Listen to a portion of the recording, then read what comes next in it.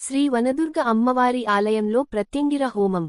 కాకినాడ జిల్లా అన్నవరం ప్రముఖ పుణ్యక్షేత్రమైన శ్రీ వీర వెంకట సత్యనారాయణ స్వామివారి దేవస్థానం క్షేత్ర పాలకురాలైన శ్రీ వనదుర్గ అమ్మవారి ఆలయంలో శనివారం పౌర్ణమి సందర్భంగా ప్రత్యంగిర హోమం కార్యక్రమం ఘనంగా నిర్వహించారు.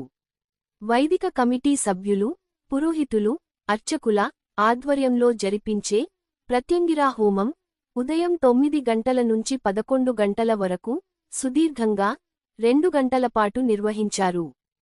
హోమంలో అన్ని రకాల పండ్లు, పూజా ద్రవ్యాలు కలిపి మూటగట్టి పూర్ణాహుతిలో అగ్నిదేవునికి సమర్పించి కార్యక్రమాన్ని నిర్వహించారు.